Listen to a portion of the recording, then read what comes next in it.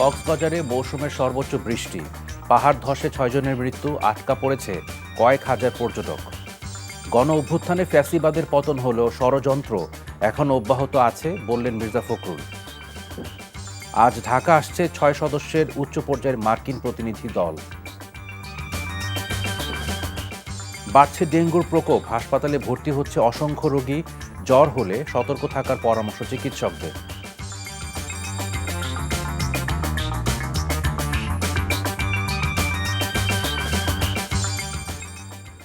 আসসালামু আলাইকুম, নজরুল ইসলাম বাবু স্বাগত জানাচ্ছি এনটিভির মধ্যরাতের খবরে।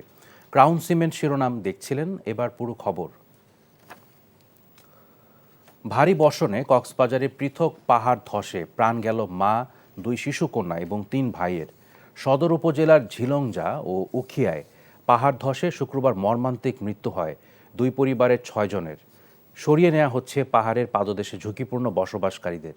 এদিকে মৌসুমে সর্বোচ্চ বৃষ্টিপাতে প্লাবিত কক্সবাজার শহর সহ অর্ধশতাধিক গ্রাম। বিভিন্ন হোটেলে আটকা পড়েছেন কয়েক হাজার পর্যটক। কক্সবাজার থেকে ইকরাম চৌধুরী টিপুর পাঠানো রিপোর্ট। কিছুতেই থামছে না পাহাড় ধসে মৃত্যু। ঝরে গেল মা মেয়ে সহ 2 পরিবারের আরও 6 প্রাণ। এ নিয়ে চলতি বর্ষা মৌসুমে পাহাড় ধসে জেলায় মারা গেল অন্তত 27 জন। কদিন ধরে ভারী বর্ষণ কক্সবাজারে। শুক্রবার ভোররাতে আকস্মিক পাহাড় ধস। ঘুমাতে গিয়ে চির ঘুমে চলে গেল পাহাড়ের পাদদেশের বাসিন্দা সদর উপজেলার ঢিককুল এলাকার আখিমণি এবং তার 2 শিশুকন্যা নাইমা ও লতিফা।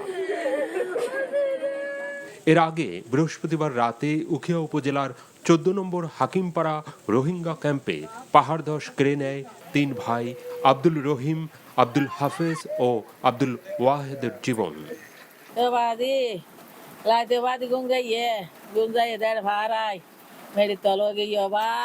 মিজান ভাইয়ের একদম স্ত্রী এবং 2টা কন্যা সন্তান, ওরা 2জন একদম স্পট ডেড হয়েছে। প্রথমে স্থানীয়রা এগিয়ে আসে, পরে উদ্ধার তৎপরতায় যোগ দেয় ফায়ার সার্ভিস।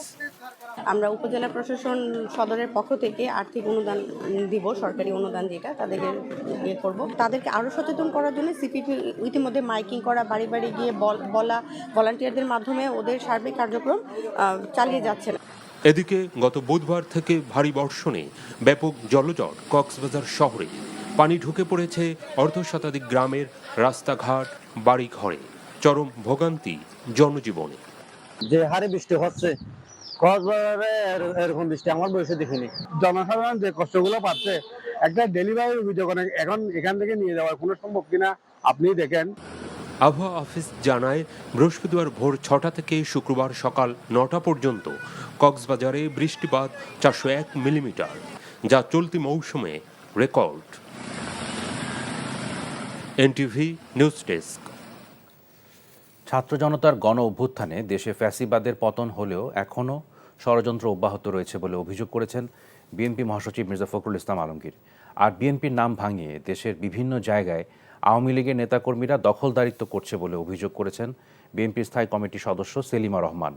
এছাড়া অন্তর্বর্তী সরকারকে রাষ্ট্র সংস্কার কাজে সবাইকে সহযোগিতার আহ্বান জানান দলটির স্থায়ী কমিটির আরেক সদস্য ডাক্তার AZM জাহিদ হোসেন। শুক্রবার রাজধানীতে আলাদা অনুষ্ঠানে এসব কথা বলেন তারা। মইদুল ইসলামের রিপোর্ট। সাংবাদিক মুশফিকুল ফজল আনসারীর দেশে প্রত্যাবর্তন উপলক্ষে জাতীয় প্রেস ক্লাবে আয়োজিত সংবর্ধনা অনুষ্ঠানের আয়োজন করে জাতীয় প্রেস ক্লাব সহ সাংবাদিকদের বিভিন্ন সংগঠন। এ সময় তিনি তুলে ধরেন দেশ নিয়ে আওয়ামী লীগের নানা ষড়যন্ত্রের কথা। যাদের পতন ঘটেছে তারা আমেরিকাকে ইন্ডিকেট করে এই কথাগুলো বলে যে আমেরিকা রেজিম চেঞ্জ করেছে। আমি হলফ করে বলতে পারি আমেরিকা কোনো রেজিম বাংলাদেশে করেনি। বাংলাদেশের মানুষ, বাংলাদেশের ছাত্র জনতা তাদের সর্বোচ্চ আত্মত্যাগের মাধ্য দিয়ে এই রেজিমকে চেঞ্জ করেছে। দেশের মানুষের ঐক্য বিনষ্ট করতে আওয়ামী লীগ বিভিন্ন ধরনের ষড়যন্ত্র করছে অভিযোগ করে অনুষ্ঠানে বিএনপি মহাসচিব মির্জা ফখরুল ইসলাম আলমগীর বলেন, ঐক্যবদ্ধভাবেই এসব ষড়যন্ত্র নস্যাৎ করতে হবে। এই বিজয় তখনই আপনার সুসংগত হবে যদি আমরা এটাকে ধরে রাখতে পারি। আমাদের যে ঐক্য সৃষ্টি হয়েছিল সেই ঐক্যকে যে আমরা অটুট রাখতে পারি। আজকে খুব সুপরিকল্পিতভাবে এই ঐক্যকে বিনষ্ট করবার একটা চক্রান্ত চলছে, সেটাকে আমাদেরকে আবার রুখে দিতে হবে। এখানে আমি অনুরোধ করব সকলকে, কোনো ব্যক্তি, কোনো গোষ্ঠী বা কোনো দল এই বিষয়কে সামনে না এনে গোটা বাংলাদেশি মানুষকে, বাংলাদেশকে সামনে নিয়ে আসুন। যে সম্ভাবনা আমাদের সৃষ্টি হয়েছে, সেই সম্ভাবনাকে যেন আমরা কাজে লাগাতে পারি।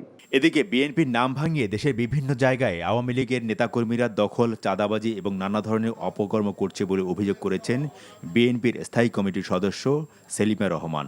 এখন বিএনপির নামে এই চাঁদাবাজি বিভিন্ন রকম কথা আসছে, কিন্তু আমরা বলতে চাই এগুলো কিন্তু বিএনপির নামে অনুপ্রবেশকারী বিভিন্ন আওয়ামী লীগের এরা। আপনারা সাবধান, নতুন এখন কোনো কাউকে দলে ঢুকাবেন না এই কারণে, তার পরিচয় না জেনে, কারণ আমরা আওয়ামী লীগের এরা এখন ঢোকার চেষ্টা করবে, বিভিন্ন জায়গায় তারা ঢুকছে। এছাড়া অন্তর্বর্তী সরকারের সংস্কার কাজে সার্বিকভাবে সহযোগিতা করতে সবার প্রতি আহ্বান জানিয়েছেন বিএনপির আরেক স্থায়ী কমিটির সদস্য ডাক্তার AZM জাহিদ হোসেন। এই সরকার যাতে ব্যর্থ না হয় সেজন্য বাংলাদেশ জাতীয়তাবাদী দল সব সময় সহযোগিতাও করছে, সরকারকে সতর্কও করছে। যে সমস্ত জায়গায় কারেকশন করা প্রয়োজন সেগুলোর জন্য পরামর্শ দিচ্ছে। কাজেই আমরা চাই এই আন্দোলন বৃথা যেন না যায়। তিনি জানান, আন্তর্জাতিক গণতন্ত্র দিবস উপলক্ষে আগামী 15 সেপ্টেম্বর বিএনপি আয়োজিত সমাবেশ থেকে দেশ গঠনের নতুন বার্তা দেবেন দলের ভারপ্রাপ্ত চেয়ারম্যান তারেক রহমান। মইদুল ইসলাম, NTV নিউজ, ঢাকা। যুক্তরাষ্ট্রের রাজস্ব দফতরের ডেপুটি আন্ডার সেক্রেটারি ব্রেন্ট নেইম্যানের নেতৃত্বে আজ ঢাকায় আসছে উচ্চ পর্যায়ের মার্কিন প্রতিনিধি দল। শনিবার ঢাকা এলো মূলত রোববার অন্তর্বর্তী সরকারের প্রধান উপদেষ্টা ডক্টর মোহাম্মদ ইউনুস, পররাষ্ট্র উপদেষ্টা মোহাম্মদ তৌহিদ হোসেন এবং অর্থ বাণিজ্য উপদেষ্টা সালেউদ্দিন আহমেদের সঙ্গে সৌজন্য সাক্ষাৎ করবেন প্রতিনিধি দলের সদস্যরা। রোববার দুপুরে যুক্তরাষ্ট্রের প্রতিনিধি দলের সদস্যরা পররাষ্ট্র সচিব M জসিমউদ্দিনের সঙ্গে মধ্যাহ্নভোজে অংশ নেবেন। বিকেলে প্রতিনিধি দলের নেতা যুক্তরাষ্ট্রের রাজস্ব দফতরের deputy under secretary ব্রেন্ট Neiman Bangladesh ব্যাংকের গভর্নর আহসান এইচ মনসুরের সঙ্গে বৈঠক করবেন। ব্রেন্ট নেইম্যান ছাড়াও প্রতিনিধি দলে রয়েছেন দক্ষিণ ও মধ্য এশিয়া বিষয়ক অ্যাসিস্ট্যান্ট সেক্রেটারি ডোনাল্ড লু ও USAID-এর এশিয়া বিষয়ক উপসহকারী প্রশাসক অঞ্জলি কৌর। বাংলাদেশের অন্তর্বর্তী সরকারকে অর্থনৈতিক প্রবৃদ্ধি, আর্থিক স্থিতিশীলতা ও উন্নয়নের চাহিদা মেটাতে যুক্তরাষ্ট্র কিভাবে সহায়তা করতে পারে তা নিয়ে আলোচনার জন্য ওয়াশিংটন থেকে প্রতিনিধি দলটি ঢাকায় আসছে। দিন দিন দেশের ডেঙ্গু পরিস্থিতির অবনতি হচ্ছে। রাজধানীর হাসপাতালগুলোতে বাড়ছে ডেঙ্গু আক্রান্ত রোগীর সংখ্যা। চিকিৎসকরা বলছেন এই সময় জ্বরে আক্রান্ত রোগীদের সতর্ক থাকতে হবে। ডেঙ্গুর লক্ষণ দেখা দিলে দ্রুত চিকিৎসা নেয়ার পরামর্শ তাদের। কায়কোবাদ মাহমুদের রিপোর্ট। নোয়াখালীর বেগমগঞ্জ থেকে মহাখালীর DNCC হাসপাতালে নিয়ে আসা হয় 14 বছর বয়সী আয়েশা খানমকে। জ্বর আর মাথা ব্যথা সহ ডেঙ্গুর উপসর্গ নিয়ে গত 8 সেপ্টেম্বর তাকে ভর্তি করা হয় এই হাসপাতালে। আমি অসুস্থ ছিলাম, এখানে এসেছি, ভর্তি হয়েছি। আমার ডেঙ্গু ধরা পড়ছে, জ্বর, বমি, এখন বমি কমছে, জ্বরও কমছে। ডাক্তাররা বলছে যে ভালোর দিকে আসছে, 2টা রিপোর্ট আসার পরে আমাদেরকে রিলিজ করে দেবে। এরকমই দেশের বিভিন্ন প্রান্ত থেকে প্রতিদিন ডেঙ্গুর উপসর্গ নিয়ে রাজধানীর বিভিন্ন হাসপাতালে আসছেন অসংখ্য রোগী। চিকিৎসকরা কাউকে ওষুধপত্র দিয়ে পাঠিয়ে দিচ্ছেন বাসায়, আর যাদের ক্ষেত্রে ঝুঁকি আছে ভর্তি করিয়ে নিচ্ছেন হাসপাতালে। জ্বর আসছে, জ্বরের থেকে মাথাটা ব্যথা করে, প্রচুর পরিমাণ ব্যথা করে, কান সহ ফুলে গেছে। এখান থেকে ওষুধ আমাকে দিয়ে দিছে, ওষুধ নিয়ে আমি চলে গেছি বাসায় গিয়ে সেরে ওষুধ খাওয়া অবস্থায় আবার আমি জ্বর কমার পরে কিন্তু শরীর দুর্বলতা বাড়তেছিল। নিয়ে আসার পর আল্লাহ নামে একটু সুস্থ হয়েছে। এখন আবার সকাল হইতে বমি, জ্বর, পেটে ব্যথা, অনেক জ্বর ছিল, অনেক মাথা ঘুরাইতো, বমি আসতো। আসার পর স্যালাইন দেওয়ার পর এখন একটু ঠিক হইতেছে। যে কোনো ধরনের জ্বরের ক্ষেত্রেই এ সময় সতর্ক থাকার পরামর্শ চিকিৎসকদের। অনেকের হয়তো ইনস্যার আমি কয়েকদিন আগে করাইছি, ডেঙ্গু তো নেগেটিভ আসছে, কিন্তু তারপরেও যদি বাসায় যে পেশেন্টের অনেক খারাপ লাগে, আবার হচ্ছে যদি বমি থাকে, পাতলা পায়খানা থাকে, সেক্ষেত্রে ডেঙ্গু নেগেটিভ আসার পরেও পেশেন্টকে কনসাস থাকতে হবে। ডেঙ্গুর বাহক এডিস মশার বিস্তার রোধ করতে পারলেই কমবে এ রোগের প্রাদুর্ভাব। তাই সকলকে নিজ বাসার আশেপাশে পরিষ্কার পরিচ্ছন্ন রাখার তাগিদ দিলেন চিকিৎসকরা। Kaykobad Mahmud, NTV news, Dhaka. ছাত্র জনতার আন্দোলনের সমর্থনে সংযুক্ত আরব আমিরাতে বিক্ষোভ করে সাজা পাওয়া 57 বাংলাদেশির মধ্যে বাকি ২৬ জন শুক্রবার দেশে ফিরেছেন। ফিরতে পেরে সরকারের প্রতি কৃতজ্ঞতা জানালেও ভবিষ্যৎ নিয়ে অনিশ্চয়তার কথা জানান প্রবাসীরা। পুনর্বাসনে সরকারের কাছে সহযোগিতা চেয়েছেন দুবাই ফেরত এসব বাংলাদেশি। জুনায়েদ আল হাবিবের রিপোর্ট। বৈষম্য বিরোধী ছাত্র জনতার আন্দোলনের উত্তাপ দেশের সীমানা পেরিয়ে ছড়িয়ে পড়ে বিদেশেও। শিক্ষার্থীদের সাথে একাত্মতা প্রকাশ করে প্রবাসীরা বন্ধ করে দেন রেমিটেন্স। দেশ ছাপিয়ে উত্তাল হয় ভিন দেশের রাজপথ। সংযুক্ত আরব আমিরাতে বিক্ষোভ করে গ্রেফতার হওয়া ৫৭ জন বাংলাদেশি সাজাপ্রাপ্ত হন বিভিন্ন মেয়াদে। পরে আন্দোলনে ছাত্র জনতার বিজয়ের পর অন্তর্বর্তী সরকারের নেয়া বিভিন্ন পদক্ষেপের মধ্যে প্রাধান্য পায় প্রবাসীদের মুক্তির বিষয়টি। তারই ধারাবাহিকতায় ডক্টর মোহাম্মদ ইউনূসের বিশেষ অনুরোধে তাদের ক্ষমা করেন সংযুক্ত আরব আমিরাতের প্রেসিডেন্ট শেখ মোহাম্মদ বিন জায়েদ আল নাহিয়ান।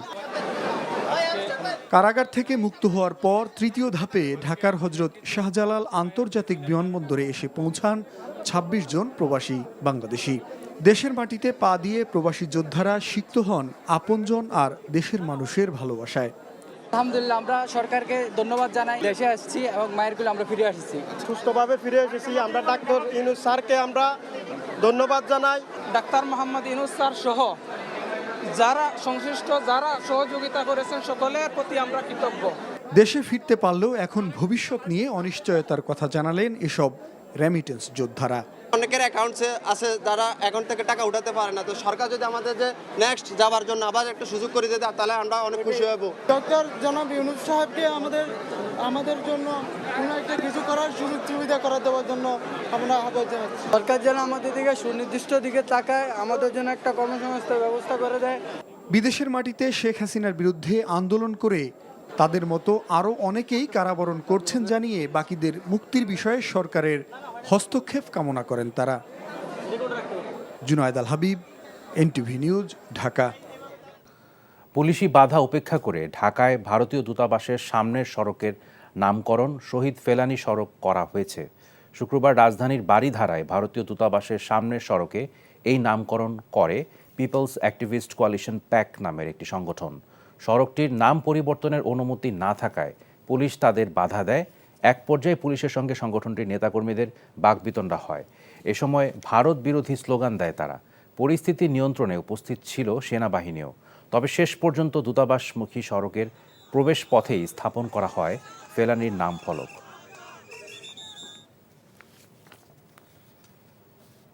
বিদ্যুৎ চুক্তি সম্পর্কিত সমস্যাগুলো খুঁজে বের করতে বাংলাদেশের উচিত আদানি গ্রুপের সঙ্গে বসা।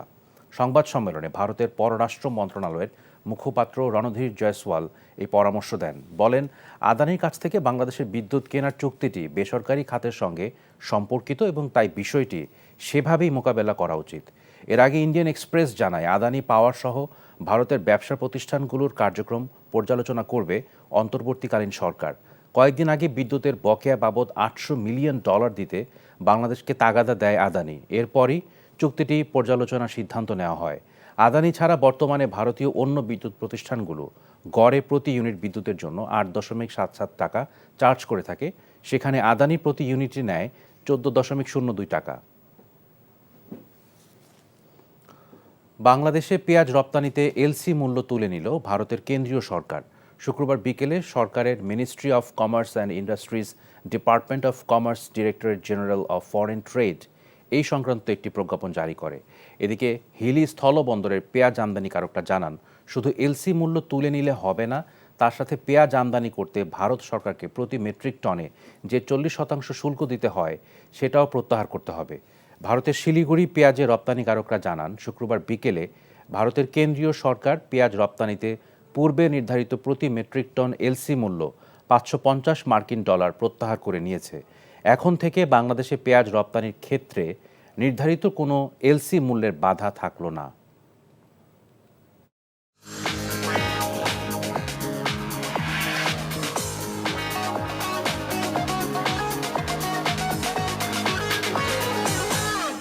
নগদ নিবেদিত অর্থনীতির খবর।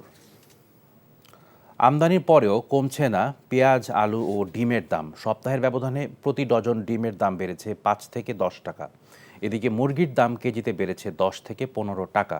টানা 1 মাস কয়েক ধাপে বেড়ে স্থিতিশীল রয়েছে চালের বাজার। মেজবাহ হাসানের রিপোর্ট। দিনমজুর এই নারী বাজার ঘুরে কিনেছেন 1 ডজন ডিম ও শাক, কিন্তু ঊর্ধ্বমুখীর বাজারে নতুন করে ডিমের দাম বৃদ্ধিতে অনেকটা অসহায় তিনি। দাম আগের চেয়ে একটু বেশি, আগে 140 টাকা করে নিতাম এই জায়গার থেকে, এখন 55 টাকা করে নেয়।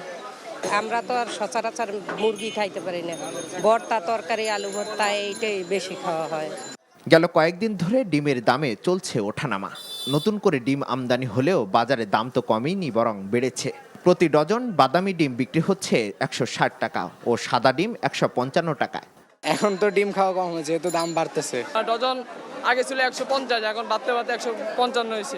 এখন তো দাম কমতেছে না, প্রতিদিন মানে 10-20 টাকা বাড়তেছে। ব্রয়লার মুরগির দামও কমার লক্ষণ নেই, উল্টো বেড়েছে। কেজি বিক্রি হচ্ছে 165 থেকে 170 টাকা। সোনালী মুরগির কেজি বেড়ে দাঁড়িয়েছে 270 থেকে 280 টাকা। তবে স্থিতিশীল রয়েছে পেঁয়াজ ও আলু। পাকিস্তানি পেঁয়াজ যেটা আসতেছে সেটার প্রাইসটা একটু হাই। আমার মনে হয় ডিউটি ফ্রি করে দেওয়ার কারণে যেটা ইম্প্যাক্টটা পড়ার কথা ছিল বা দরকার, যেভাবে আমরা চিন্তা ভাবনা করছি সেরকমটা হয় নাই। প্রাইসটা আর একটু লো হইলে পরে এটা আমাদের জন্য ভালো হয়। গ্যাসের সপ্তাহ তো আপনি তো বললামই যে বন্যায় অনেক খামার নষ্ট হয়ে গেছে, মাল শর্ট হইতেছে। গত সপ্তাহে খুচরা পর্যায়ে প্রতি কেজি চালের দাম 2 থেকে 6 টাকা পর্যন্ত বেড়ে যায়। সেই দামেই স্থিতিশীল রয়েছে। 1 মাস থেকে দামটা ঊর্ধ্বগতি বাড়তি সবচেয়ে বাড়তি হলো মোটা চাল বলতে কোনটা, বিয়ার 28, তারপরে গুটি সন্না, তারপরে পারিজা পাইজাম নামে একটা, এই 3টা চালের দাম হলো বেশি, কেজিতে 5 টাকা 6 টাকা কেজিতে বেশি। সবজির দামও বাড়তি, ভোক্তাদের নাগালের বাইরে। দুজনেই জব হোল্ডার, দুজন জব না করলে আমরা আসলে এখানে টিকে থাকতে পারছি না। একজনের স্যালারিতে আসলে হচ্ছে না, বাসা ভাড়া বাজার সবকিছু মিলে আসলে কোয়াইট টাফ। বিভিন্ন বাজারের যারা সমিতি আছে তাদেরকে একটু পুরাতন খোলস থেকে বের হয়ে আসতে হবে, নতুনভাবে জিনিসগুলো চিন্তা করতে হবে। বাজার নিয়ে নতুনভাবে চিন্তা করার সুযোগ আছে। এখন সেই আমরা আগের যুগে যদি এখনো পড়ে থাকি তাহলে আসলে দিন শেষে ভুক্তভোগী আমরা সাধারণ মানুষ। এখন 3000 টাকা নিয়ে আসলাম, দেখি 700 টাকা আছে। মুরগি কিনলাম, আলু কিনলাম আর ডিম কিনলাম 6 টাকা। সরকারের পাশাপাশি বাজার সংশ্লিষ্টরা এগিয়ে আসলে বাজার নিয়ন্ত্রণ সম্ভব বলে মনে করেন সাধারণ ক্রেতারা। Misbah Hasan, NTV news, Dhaka.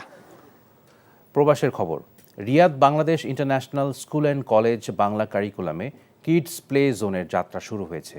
NTV Saudi আরব প্রতিনিধি ফারুক আহমেদ চান জানান, প্লে জোনের উদ্বোধন করেন রিয়াদস্থ বাংলাদেশ দূতাবাসের শ্রম কাউন্সিলর মোহাম্মদ রেজাই রাব্বি। এ সময় উপস্থিত ছিলেন ভারপ্রাপ্ত অধ্যক্ষ Mohammad Delwar Hossain, BOD chairman Mohammad Shoaib, co finance director Mohammad Faruk Hossain, academic director Yusuf Ali, finance director Mohammad Aminul Huda. পরে শিক্ষার গুণগত মান বৃদ্ধির লক্ষ্যে বিভিন্ন ক্যাটাগরিতে সেরা 11 জনের মধ্যে পুরস্কার বিতরণ করা হয়।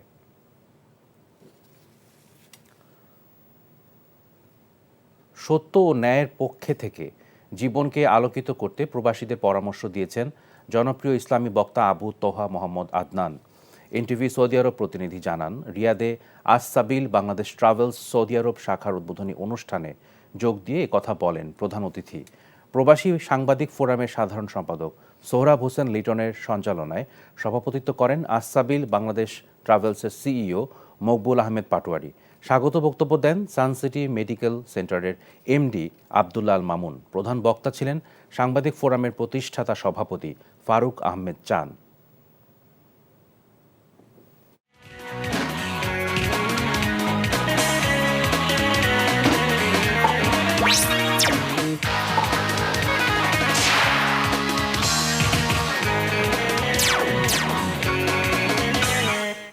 ইস্পাহানি প্রিমিয়াম টি খেলার খবর। ক্রিকেট। বোলারদের চ্যালেঞ্জ জানিয়ে রান করতে পারলে ভারতের বিপক্ষে ভালো করা সম্ভব বলে মন্তব্য করেছেন প্রথমবার বাংলাদেশ টেস্ট দলে সুযোগ পাওয়া জাকের আলী। অন্যদিকে রোহিত শর্মাদের ভুলকে কাজে লাগালেই তৈরি হতে পারে বাংলাদেশের জয়ের সুযোগ, এমনটাই ভাবনা সাবেক অধিনায়ক খালেদ মাসুদের। রিপোর্ট কুশল ইয়াসিরের। জাকের আলী হঠাৎ করেই টেস্ট দলে সুযোগ পাননি। 2017 সাল থেকে প্রথম শ্রেণীর ক্রিকেট খেলছেন। 49 ম্যাচে 41.47 গড়ে রানের সংখ্যা 2800-র বেশি। সম্প্রতি পাকিস্তানের মাটিতে বাংলাদেশ এ দলের হয়ে ক্যারিয়ার সেরা 174 রানের ইনিংস খেলে ভারতের সফরের জন্য বিবেচিত হন। 26 বছর বয়সী জাকেরের মতে ব্যাটাররা রান পেলে ভারতীয়দের চ্যালেঞ্জ জানানো সহজ হবে। আমরা যদি অ্যাজ এ ব্যাটিং ইউনিট ভালো করতে পারি, দেখেন আমরা আমাদের লাস্ট 2টা টেস্টে দেখেন আমরা সব কিছুতেই ভালো করেছি, বিশেষ করে ব্যাটিংটা কিন্তু ভালো ছিল। আমরা স্ট্রাগল করি ব্যাটিংয়েই, ব্যাটিং যখন খারাপ হয় তখনই আমরা ম্যাচগুলো লুজ করে ফেলি। বলাররা ম্যাক্সিমাম টাইম সাপোর্ট করে। ব্যাটিংটা যদি আমরা ভালো করতে পারি তো এটা আমাদের জন্য খুবই ভালো হবে। কাগজে কলমে বাংলাদেশ থেকে অনেক বেশি এগিয়ে ভারত, তবে মাঠের খেলায় থাকে না কাগজ কলমের হিসেব, বরং প্রতিপক্ষের ভুলকে কাজে লাগালে তৈরিও হতে পারে জয়ের সুযোগ। জয় পেতে সেই সম্ভাবনাকেই লুফে নেবার পরামর্শ সাবেক অধিনায়ক খালেদ মাসুদের। বাংলাদেশ টিম যেভাবে পাকিস্তানে খেলেছে এইভাবে যদি এরকম পারফরমেন্স করতে পারে, একটা বড় প্লাস পয়েন্ট বাংলাদেশ টিমে যে লাস্ট বিগত 6 মাস 1 বছরের একটা কনফিডেন্স ছিল না, ম্যাচ জিতার কনফিডেন্স ছিল না, প্লাস ইন্ডিভিজুয়াল পারফরমেন্স ছিল না ধারাবাহিক। আমি আশা করি যে এই যে মানে কন্ট্রিবিউশনটা যেন ইন্ডিভিজুয়ালি এবং টিমের যে যেটা ছিল সেটা ইন্ডিয়ার এগেইনস্টে পুরোটা যেন ঢেলে দিতে পারে এবং ইমপ্লিমেন্ট করতে পারে। ভারতের বিপক্ষে সাদা পোশাকে প্রথম জয় এনে দিতে একক পারফরমেন্স নয়, বরং দলের প্রত্যেকের পারফর্ম করতে হবে বলে মনে করেন খালেদ মাসুদ। কুশল ইয়াসির, এনটিভি নিউজ, ঢাকা। বাংলাদেশের ক্রিকেটে বগুড়ার শহীদ চান্দ স্টেডিয়াম হয়ে আছে আক্ষেপের প্রতিশব্দ। লঙ্কানদের বিপক্ষে প্রথম জয়ের স্বাদ পাওয়া এই স্টেডিয়ামটি রাজনৈতিক প্রতিহিংসায় আন্তর্জাতিক ম্যাচ আয়োজন করা তো দূরের কথা, বরং অবহেলায় স্টেডিয়ামটির কাঠামো হয়েছে জরাজীর্ণ। রাজনৈতিক ও দুর্নীতির কারণে অবহেলিত স্টেডিয়ামগুলোকে সংস্কারের উদ্যোগ নেওয়ার কথা জানিয়েছেন যুব ও ক্রীড়া উপদেষ্টা আসিফ মাহমুদ। বগুড়া শহীদ চান্দ স্টেডিয়ামের বর্তমান চিত্র নিয়ে আতিকুর রহমান সোহাগের পাঠানো তথ্য, এমদাদুল হকের ছবিতে রিপোর্ট নিলয় মজুমদারের। বিগত বিএনপি সরকারের আমলে প্রয়াত আরাফাত রহমান কোকোর সার্বিক তত্ত্বাবধানে নির্মিত হয়েছিল শহীদ চান্দ স্টেডিয়াম। 18,000 দর্শক ধারণ ক্ষমতার এই স্টেডিয়ামে ছিল সব রকম সুযোগ সুবিধা। 5টি ওয়ানডে ও 1টি টেস্ট আয়োজন করা এই মাঠ বলি হয় রাজনৈতিক প্রতিহিংসার। ক্ষমতার পালাবদলে হারায় আন্তর্জাতিক ভেন্যুর মর্যাদা। অল্প কয়েক ম্যাচই নজর কাড়া স্টেডিয়াম হারিয়েছে তার জৌলুস। বিশ্বের যারা বড় বড় ক্রিকেটার তারা এসে সবাই বলে গেছে যে এটার মতো মাঠ দক্ষিণ এশিয়াতে নাই। তাহলে আপনি সেই স্টেডিয়ামে আপনি খেলা দেন না। দেখেন আন্ডার-19 ওয়ার্ল্ড কাপ, এখানে বাংলাদেশের সবচেয়ে বড় বড় অ্যাচিভমেন্ট, শ্রীলঙ্কা, জিম্বাবুয়ে, বাংলাদেশ সবচেয়ে বেশি সিরিজ জিতছে এখানে। এখানকার যে উইকেট, এই উইকেটের কত গুরুত্ব, সেই গুরুত্বটাকে এই বাংলাদেশ ক্রিকেট বোর্ড কেন জানি প্রাধান্য দিল না। রাজশাহী ও রংপুর বিভাগের 16টি জেলার একটি মাত্র আন্তর্জাতিক স্টেডিয়াম এটি। এই স্টেডিয়ামে সুযোগ পেলে নিয়মিত অনুশীলন করেন মুশফিকুর রহিম ও তাহিদ হৃদয়ের মতো ক্রিকেটাররা। বিগত কয়েক বছরে শুধুমাত্র রাজনৈতিক বিবেচনায় সরিয়ে নেওয়া হয় স্টেডিয়ামের অনেক সরঞ্জাম, যার কারণে ধ্বংসের মুখে পড়েছে অবকাঠামো। খুনি হাসিনা সরকার, জালেম সরকার, বিনা ভোটের সরকার এই জিনিসটার তারা কোনো মূল্য দেয়নি। বহু চিৎকার করেও আমরা এটার কোনো কিছু পাই নাই। তো কাজে আমার এখন বর্তমান এই অন্তর্বর্তীকালীন সরকারের কাছে আমার অনুরোধ, এত বড় একটা জাতীয় সম্পদ তারা দেখবেন, তারা খেয়াল করবেন, এবং এটা কোনো বিএনপির সম্পদ নয়, এটা বাংলাদেশের জাতীয় সম্পদ। বগুড়া স্টেডিয়ামের মতো অবহেলিত মাঠগুলোকে নিয়ে সংস্কার উদ্যোগ নেওয়া হবে বলে জানিয়েছেন যুব ক্রীড়া উপদেষ্টা। আমি মনে করি যে আমাদের যে এক্সিস্টিং ইনফ্রাস্ট্রাকচারগুলো আছে, ফতুল্লা স্টেডিয়াম সহ, এগুলোকে যদি আমরা আবার পুনরায় সংস্কারের মাধ্যমে আগের মতো সক্রিয় করতে পারি, তাহলে আমাদের মাঠের সমস্যাটা অনেকাংশে আসলে কমানো সম্ভব। শুধুমাত্র রাজনৈতিক কারণে অবহেলিত এই আন্তর্জাতিক স্টেডিয়ামটি দ্রুতই তার স্বমহিমায় ফিরবে, এমনটাই প্রত্যাশা স্থানীয় ক্রিকেট প্রেমীদের। Niloy Majumdar, NTV news, Dhaka. খবর শেষ করছি, যাবার আগে ক্রাউন সিমেন্ট শিরোনামগুলো আরেকবার। কক্সবাজারে মৌসুমে সর্বোচ্চ বৃষ্টি, পাহাড় ধসে 6 জনের মৃত্যু, আটকা পড়েছে কয়েক হাজার পর্যটক। গণ অভ্যুত্থানে ফ্যাসিবাদের পতন হলেও ষড়যন্ত্র এখনও অব্যাহত আছে বললেন মির্জা ফখরুল। আজ ঢাকা আসছে 6 সদস্যের উচ্চ পর্যায়ের মার্কিন প্রতিনিধি দল। বাড়ছে ডেঙ্গুর প্রকোপ, হাসপাতালে ভর্তি হচ্ছে অসংখ্য রোগী, জ্বর হলে সতর্ক থাকার পরামর্শ চিকিৎসকদের। এই ছিল মধ্যরাতের খবরে। এই খবরের ভিডিও সহ আপডেট জানতে ভিজিট করুন এনটিভি অনলাইন www.ntvbd.com। এছাড়াও এনটিভির জনপ্রিয় সব অনুষ্ঠান ও খবরের আপডেট জানতে ভিজিট করুন আমাদের ইউটিউব ও ভেরিফাইড ফেসবুক পেজ সকাল 7:30টায় সকালের খবর দেখার আমন্ত্রণ রইল। ধন্যবাদ সবাইকে।